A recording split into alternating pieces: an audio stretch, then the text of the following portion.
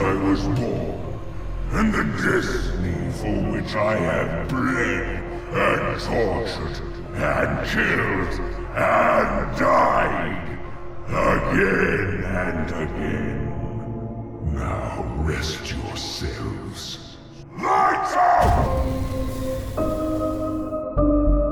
One of the most perplexing things in our deep and rich history of Call of Duty Zombies is the tale of the controversial map Blood of the Dead and the rippling effect that it had on the community at large. Blood of the Dead was doomed to fail from the very beginning, but why? And how could something fail before players even laid their eyes on it? You see, this wasn't the first time where Treyarch had brought back remade or remastered content into a Zombies mode, as you can see the first glimpses of this from the glory days of Black Ops 1. But every time a fan favorite map returned, the community was largely enthused. You're asking, are you going to see remastered maps? Kind of like Zombie Chronicles 2.0. Well, is there any interest for that? Yeah! Zombies Chronicles was the ultimate example of this, remastering 8 classic maps on the immensely popular Black Ops 3 engine. However, even with Chronicles' immense success, fans kept asking about the remaining maps, in particular, Mob of the Dead. You'd think a recreation of Mob with the latest COD engine should be an easy win, but bringing a project of this magnitude to life is rarely ever so simple. And in the case of Blood of the Dead, there was a disconnect between developers and the fanbase. And the reason behind this disconnect was because Treyarch failed to answer the most important question regarding a map of this caliber. Did it even need to exist? Personally, I love Black Ops 4 Zombies, and I still think that it has its issues, just as any Zombies mode does. And I do believe that some of these issues actually contributed to the first real blow that the Zombies community has ever really felt. And just like many of the other controversial maps from COD Zombies, this is no different in terms of the residual impact left behind. But after all of this time, have feelings towards this map changed at all? Was the vitriol justified? Well, the answer to these questions is much more nuanced than you might expect, which is why we are going to be taking a look at the past as well as the present for a real explanation. So strap in, ladies and gentlemen, as we're about to fast travel through hell and back. This is Blood of the Dead.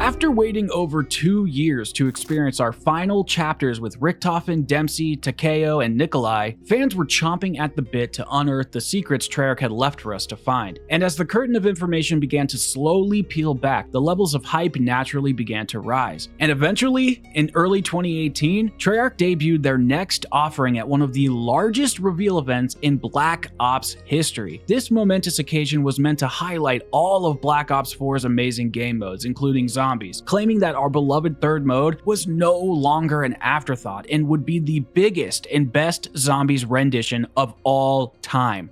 We've already said that Black Ops 4 is the deepest, most replayable game in our history.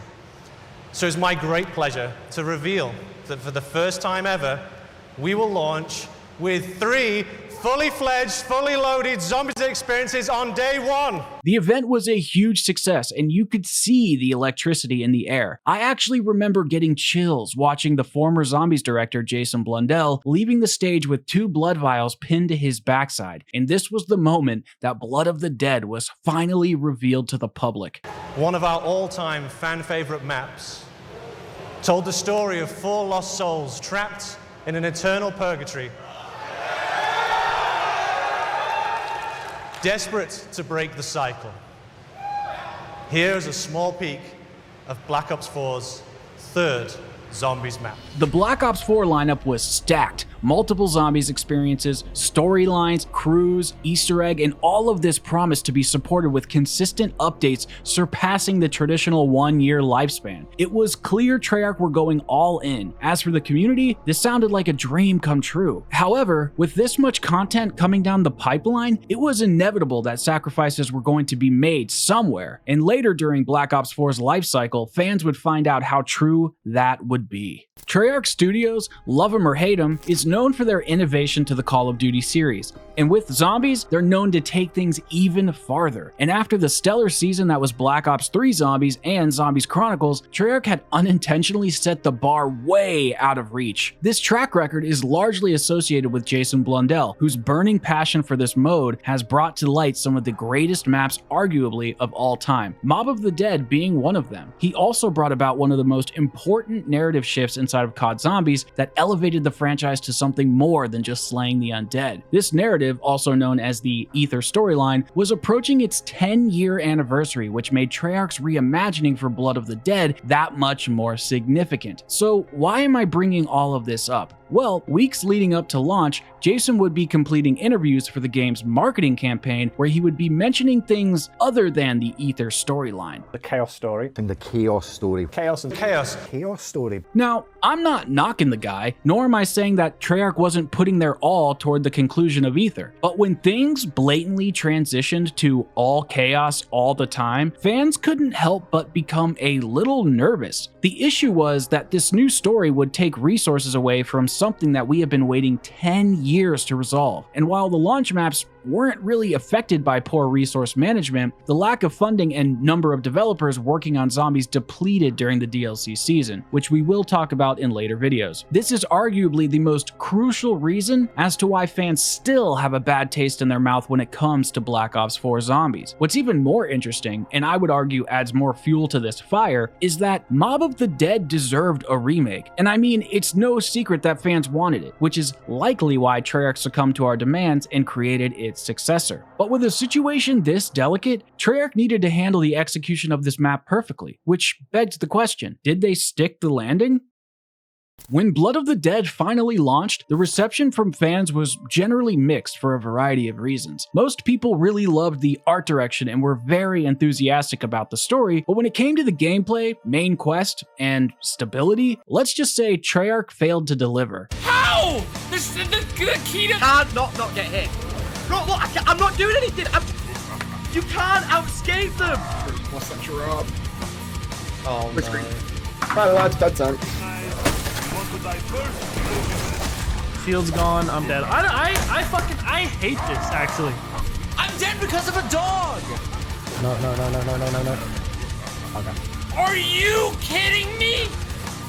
Are you effing kidding me? What kind of garbage is that? This Zombies experience was plagued by crashes, enemy imbalance, and completely bugged Easter egg steps. It seemed like all of Treyarch's hard work was getting flushed down the toilet in real time as people were prevented from appreciating all of the hard work that the devs put into it. Released with 3 maps that we're incredibly proud with. But it's also no secret that we had a bit of a bumpy start as well. And while this issue wasn't only haunting Blood of the Dead, it mostly impacted it as well as its reception. It also didn't help that Treyarch had exuded a severe amount of hype on Blood, and the community had high expectations of Treyarch, not only because this was a mob reimagining, but because of the success of Zombies Chronicles as well. And while Treyarch may have stopped short of the finish line back in 2018, a lot of time has passed, which makes me wonder if feelings have changed for the better.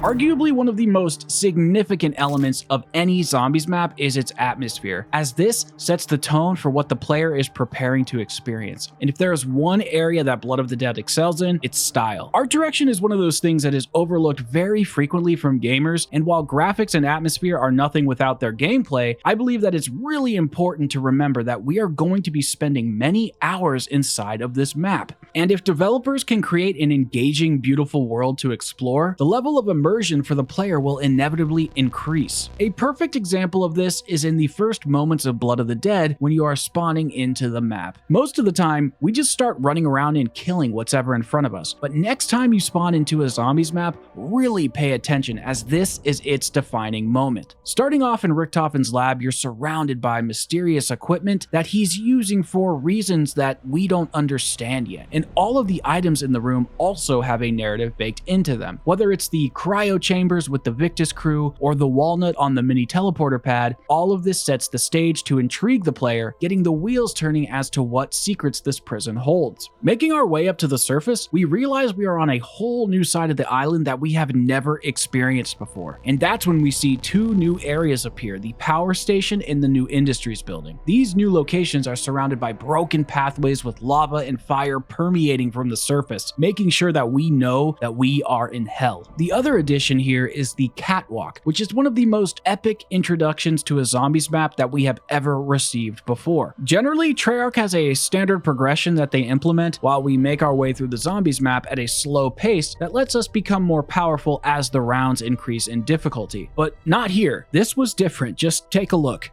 There! Just a short stroll to the main cell. Pop up!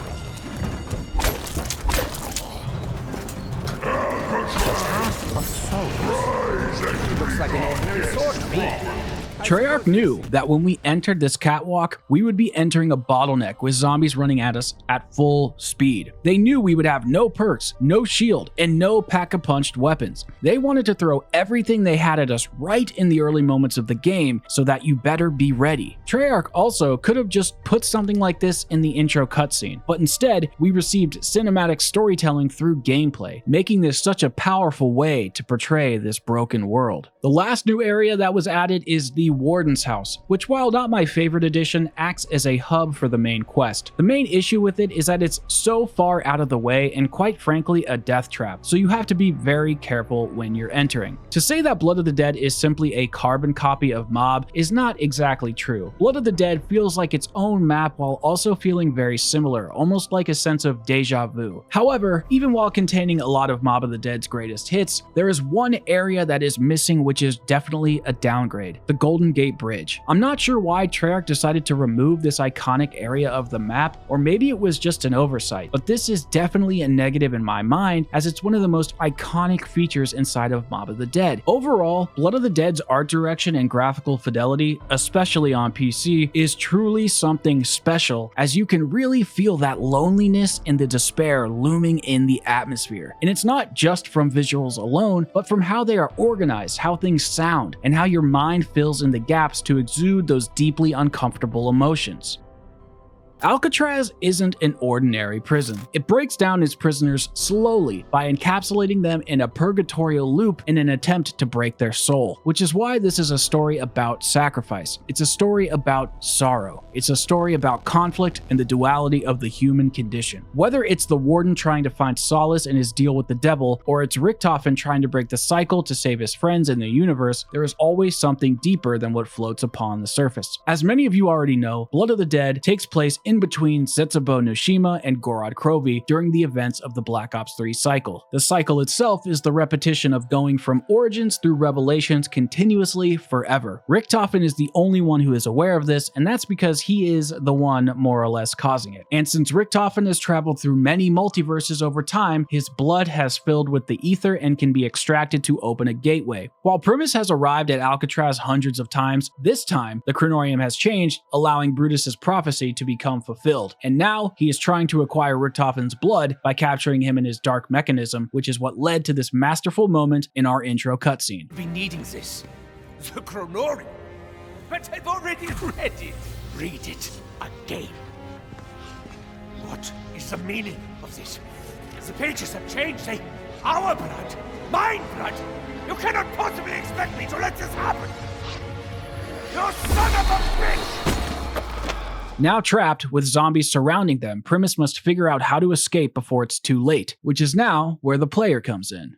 As we have already established, on launch, this quest was a broken, buggy mess. But after 5 years have passed, the newly found quest steps and improved stability have given Blood of the Dead a breath of fresh air. At this point in time, anyone and everyone can complete this egg, no questions asked, and will have a fully polished experience from start to finish. Playing this Easter egg in 2023 is truly a joy if you understand how to uproot all of its secrets. The level of optimization in Blood of the Dead is not quite on par with maps like Origins or Shadows of Evil, but there are many aspects that allow us to have a heavy advantage. The main issue with the quest is simply the order of operations and how eventually the player hits a wall when the challenge portion takes center stage. But to be completely fair, the quest isn't nearly as complicated as it seems when you break it down in its most basic form. Firstly, while this quest isn't perfect, as there are some annoyances like constantly looking at everything through your shield, the setup portion is entirely optimizable and can be completed in such early rounds without any pay-to-win elixirs. So let's talk about it. Simply by knifing only and using the catwalk strategy, we can have almost the whole map open with the shield built by round 1. This will put us miles ahead, giving tons of room for error as the round counter ticks up. And if we continue this trend while feeding the Hellhounds, we can acquire both the Hell's Retriever and the Spork by round 4 or 5. If we only kill zombies when absolutely necessary, it is possible to begin starting challenges before you hit the teens. This is important to note because shortly after the release of this map, fans were upset about how many rounds it took to get Brutus's office open. The reason behind this controversy was that we needed Brutus to break down the wall to his office with his EMP attack, which would only occur after round 16. This meant not being able to initiate the challenge sequence until round 20 or higher. This made things incredibly difficult for solo players as some of these challenges aren't exactly made for one person. But you see, we were actually totally wrong about how this step worked. If we head over to CD Street and look just beneath this grate, we can see a little monkey statue. Then as we kill zombies with a level 2 specialist weapon, collect their souls, and shoot the monkey when it turns red, we can head to the lab to pick up our free monkey bomb. After that, we make our way to the electric number pad at the bottom of the ramp to spawn in a Brutus by typing in the numbers 666. We lead Brutus back to his house, throw down a monkey bomb near the wall, and Brutus will slam it using his EMP attack. This will give us access to the room on a much lower round than usual. This is one of those instances where map knowledge rewards the player and allows us to get things done a lot quicker. No wasting time, no wasting rounds,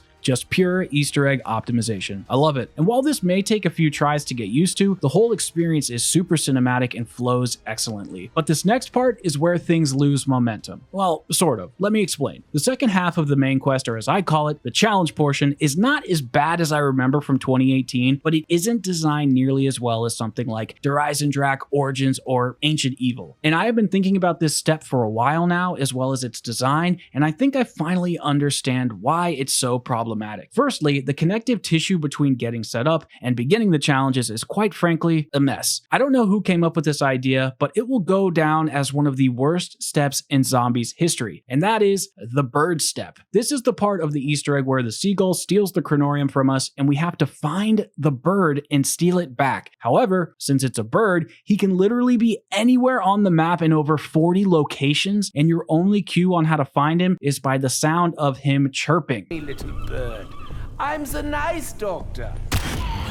Now, normally, annoying steps are sprinkled in here and there, and while this is sort of par for the course in COD Zombies, this bird step in particular is one of the worst. What makes this alleged assault on the player base indefensible is that it makes us waste our time. 4 rounds, in fact, which is another reason why I think people shy away from completing this egg. The second thing that I think is a misstep is the fact that the challenges are not able to be completed in a controlled method by the player. In a map like Origins, there are many steps to complete, and as a community, we kind of arbitrarily selected an order of operations because it makes sense to have steps in some sort of logical order for people to complete. But here's the thing, some of those steps can be completed in any order that you want. For example, the 4 chests located around the map that reward us with the 1-inch punch can be filled at any point in time. It just kind of makes more sense to wait to do it towards the end, but we are in control. With Blood of the Dead, we don't get a choice to order these challenges, so there is no inherent advantage. And I think when the RNG is this blinding, it's frankly just bad game design as it's withholding information from the player. These steps are all so drastically different and are completed in a very specific section of the map, which can bring things to a screeching halt if you don't know what you're doing or how to prepare. So the first challenge, in no particular order, is located on Michigan Avenue. This is an escort challenge where we are to protect a prisoner's spirit while he is making his way around the map. This is one of the more fun missions as it requires a bit of skill and planning. Zombies start sprinting in, attacking both the player and the spirit, and eventually Brutus makes an appearance as if things weren't chaotic already. However, if we have the Magmagat and a full specialist charge, things should generally be in our favor. The showers or the banjo challenge is another fan favorite, mostly due to the fact that it's also very simple to execute and doesn't waste time with puzzles. In order to complete this, we need to remain stationary inside of these blue lit circles and collect zombie souls. Once the threshold is met, the banjo will be in tune and our singer-songwriter will take his 5-string back and be on his way. These next 3 challenges are often perceived as annoying by the community, and while I do think this is partially correct, I also think that there is a lot of misinformation surrounding them. The Docs challenge or the Morse code challenge for years was assumed to just be based on random nothingness, and people would stand by the input for minutes at a time, entering dots and dashes until they heard the completion cue. But of course, there was a way to solve this thing the whole time and we just missed it. There are 3 buoys outside of the map in the water that actually blink the right code, only if you look at them through the shield, of course. There is one outside of the gondola, one outside of the catwalk, and one outside of the spawn window. It's literally that simple. After this, we head to the infirmary where we complete a hybrid escort kind of soul box challenge as we navigate a spirit to the docks, but he can only move from us getting kills. So now that the Morse code step can be completed correctly, that means 3 of the challenges are actually pretty easy and we only have 2 to worry about. So the last 2 steps, they take place on the other side of the island where we spawn in. One is in the New Industries building and one is inside of the power station. For the power station challenge, we play a game of Simon Says down by the second power switch near the docks. The best way to complete the Simon Says game is to have Winter's Wail on as a perk, save 1 or 2 zombies, and let the zombies hit you in between segments of the game. Once we have our symbols memorized from the generators, we can grab the punch card and head back to the spawn for the final translation. Once we have our 3 new symbols, the final step is to shield blast that spirit in front of the correlating symbol in the power station so that he will pull the correct levers. This step is more tedious than anything, and it may sound difficult as I explain it, but once you've done it once or twice, it's really not that complicated. Where things really take a wrong turn is with the New Industries challenge, aka the Shield Suck challenge. This is the worst challenge by far, especially for solo players, unless you have the Undead Man Walking Elixir, which we will discuss in just a moment. The way that this process works is that we have to prevent a spirit from making his way from the prison to the New Industries building by sucking him with the soul key.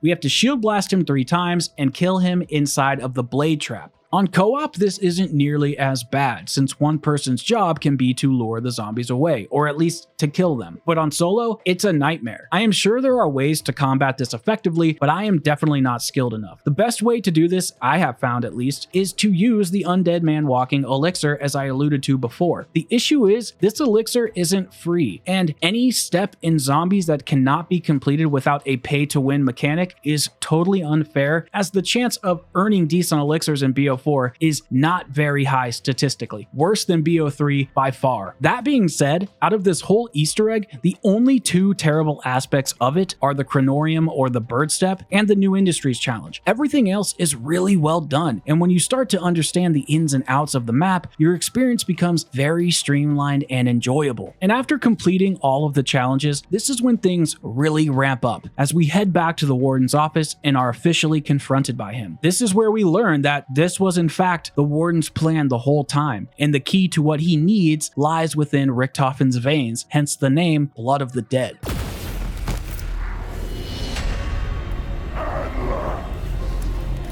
day has arrived.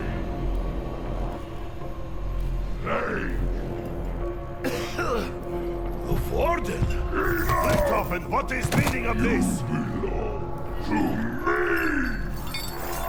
Fortunately, the seagull from earlier who stole the Chronorium frees us, as he is none other than Al Arlington from Mob of the Dead. Once we are freed, we grab our belongings and make our way through the catwalk and aggressively get attacked by hellhounds. We confront Brutus one last time, and he is lifted away by spirits in the last small red orb drops. Now it's time to head to the lab. After placing all of the red orbs on the prison map, we learn it was actually a key to a hidden cryo chamber. And while we don't know who or what is in there yet, we will soon find out. At this point, we enter the boss fight and are introduced to a much larger Brutus. This is a standard 3-sequence boss fight where our job is to kill everything on the mound, as we are constantly getting attacked by multiple Brutuses, zombies, and hellhounds. Having the magma gat makes this whole boss fight incredibly easy, but to my surprise, it can be kind of hard if you only use regular guns or even the ray gun. After clearing the playing field, another Brutus will spawn in, gas the area, which requires us to shoot 3 red orbs hovering above him, as well as shield blasting the machine in the center of the arena. After completing a few times, Richtofen will enter the machine and start ridding himself of his blood. Giant Brutus enters the arena, and then we learn who was in that hidden cryo chamber, a third Richtofen. Making his way from the lab to the boss arena, Richtofen destroys Brutus in one shot with a powerful crystal from the fire staff from Origins, and then the ending cutscene begins to play. This is hands down one of the best ending cinematics we have ever received in Call of Duty Zombies history. It was beautifully put together by Treyarch, Craig Houston, the lead writer, and voice acted to perfection by Nolan North, who plays Richtofen. Every single person in the community was shaken to their core by not only what happened to Richtofen and to Primus, but by the fact that Treyarch had thrown everything they had into the cinematic, and it showed. And this is why it remains one of the most iconic moments in Call of Duty Zombies.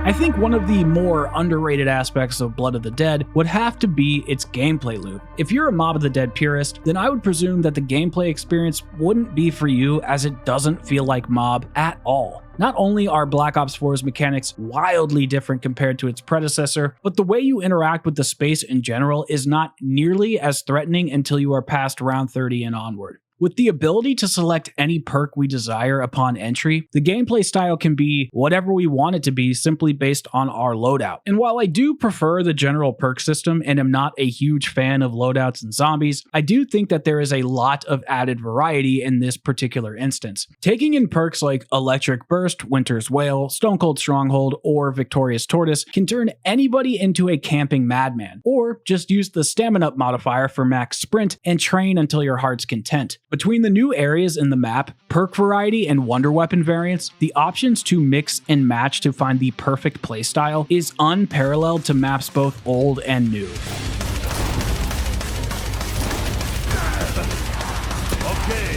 I know I should say downhill things for you to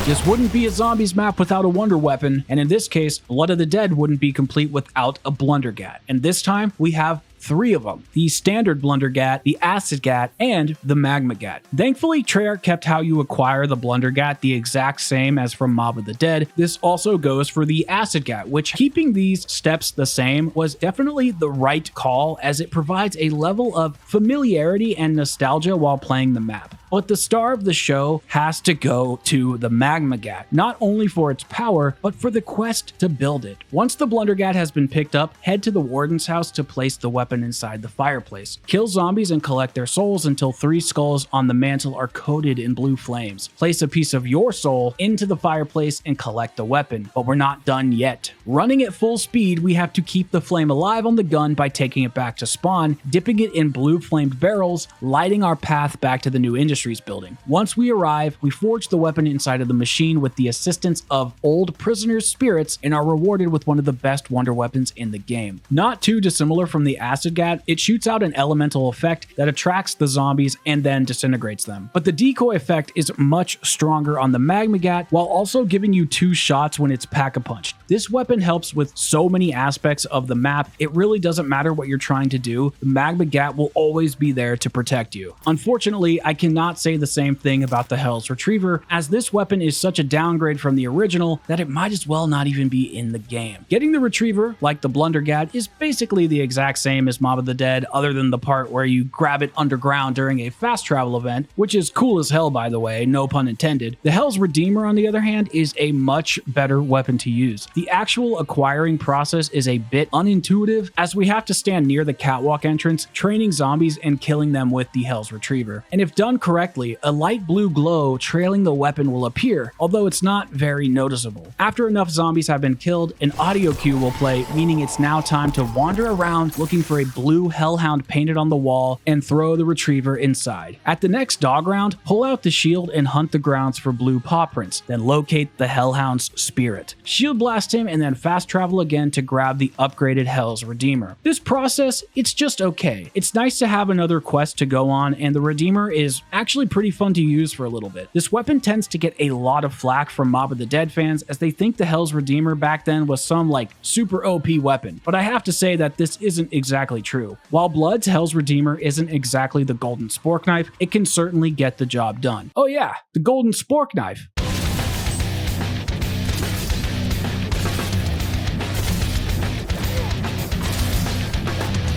The Golden Spork Knife is hands down my favorite side quest wonder weapon in COD Zombies history. I think it is such a fun weapon to use, as it's just so OP.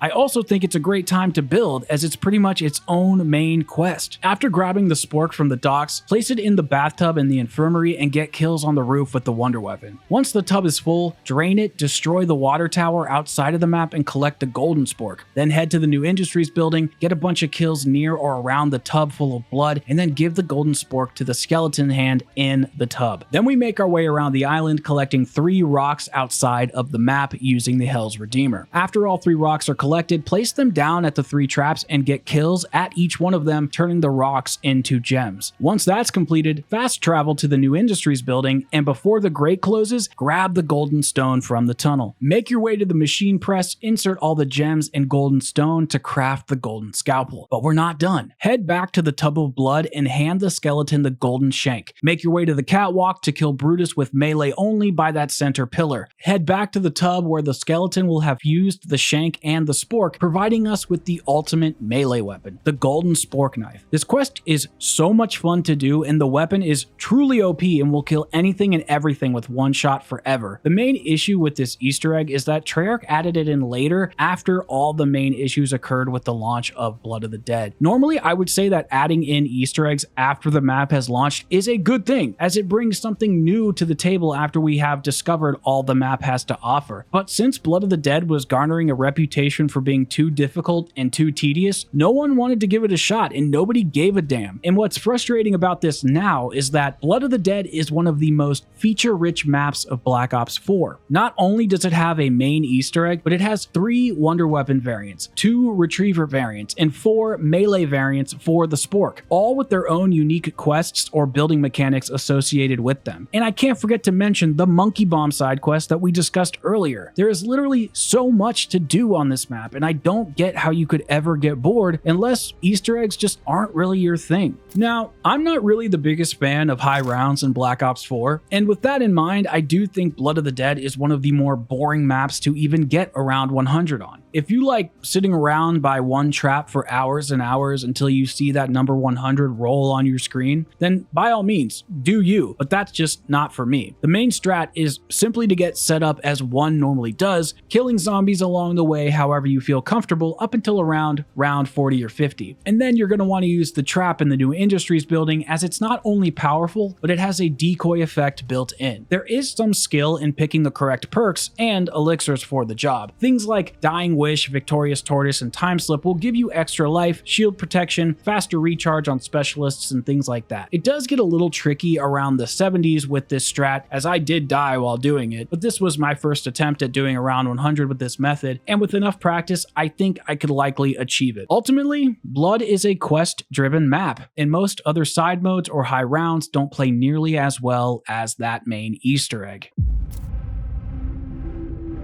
So how do side modes feel in this map? Well, side modes have always been an issue in Zombies, and Treyarch has never quite figured out which ones work with the mode up until Onslaught and Outbreak were developed for Black Ops Cold War. Black Ops 4 has Rush and Gauntlets, which aren't bad by any means, but they are a bit lackluster as these modes don't quite fit on every single map, especially Rush. Rush is a weird game mode. The goal of it is to get as high of a score as possible without taking damage and staying in a sectioned off location determined at random. Spending points isn't the objective here, so weapons and Pack-a-Punch are all free and the map will slowly open up the longer you survive. The problem here is that blood is just too big, meaning that opening up the map and getting set up takes quite a long time. Not to mention that spawn, the main prison, and the docks are so far away from one another, it's really hard to access things like crafting tables, perks, and other features if you continually get bad luck with the RNG defense lockdown areas. The main strat in Rush is to abuse Victorious Tortoise and keep the shield out at all times while using the Viper and Dragon specialist from the Chaos story, since it has a decoy effect built in which will keep the zombies away from you. And as we all know, the shield in Blood of the Dead is essentially useless since it has no bullets and you can't use the Viper and Dragon specialist inside of the Aether storyline. While you're playing and all of these negatives are mixing together, it feels very apparent, and instead of wanting to keep pushing forward, you really just end up running out of steam and wanting to quit. Luckily, there is another side mode that we can try. Gauntlets are a 30-round challenge match where during each round you have to complete a unique challenge before progressing on to the next round or you will fail. And honestly guys, the Gauntlet on Blood was surprisingly quite fun. It took me about 3 tries with only irregular elixirs to complete. What is great about Gauntlets in general is that when you fail them, you learn what's coming ahead and then can prepare for it, which is why the Helcatraz Gauntlet is so good. Not only is it incredibly streamlined, but the challenges that come ahead don't severely deviate you from your progression, which means that you're moving forward at a constant and comfortable pace. To be quite honest, the first 10 rounds are much harder than the last 20, mainly because the player is underpowered. You're also severely restricted in your ability to manipulate the map to your advantage, which makes the silver and gold medal challenges interesting and fun to complete. One of my favorite challenges is points are reset to 0, which happens at round 22. And it seems like such an intimidating prospect, but simply spending all your points beforehand to become overpowered and then losing a few hundred points isn't really a big deal now, is it? Things like this make the Helcatraz Gauntlet such a joy to play. Not to mention, it's a break from doing the main quest or a high round run, which will give a fresh spin on whatever map you decide to play. I love the Zombies community. I really do. We are a very passionate and opinionated bunch, which is why it's very important to now step back, take a breath, and break down how the devs constructed the content in this map. Blood of the Dead certainly had a rocky start with technical issues and the lofty expectations set both by fans and developers. But now that many years have passed, my appreciation for this map has increased tenfold. From the narrative, enemy design, quests, wonder weapons, and all the various modes, there are so many moving parts. And while it took Treyarch too long to make sure that all these things were in working order, things are working now and the experience is truly special. It does have some weak elements like the Hell's Retriever, a couple of bad Easter egg steps, and Rush mode doesn't play perfectly well on it. But no map is perfect, and those issues are pretty menial when you look at the bigger picture. I know this might not be the average YouTuber position, but I don't really care, because after spending so much time with this map for the last few weeks, I not only have found a new respect for it, but I can confidently say it's one of the greats. If you've had issues with this map before and haven't played it in a while, I urge you to give it a chance. It's clear that the devs poured their heart and soul into it, and the negative attention that this map receives is incredibly unwarranted. While overarching group consensus can be important, to truly understand how any map fits in the Zombies lexicon, it's important to evaluate it honestly with what you like as a player and objectively as a piece of AAA developed content. So go on and give it a shot and make your own opinion, and then come back here and tell me what you think. Until then, be well, and I will see you in the next episode.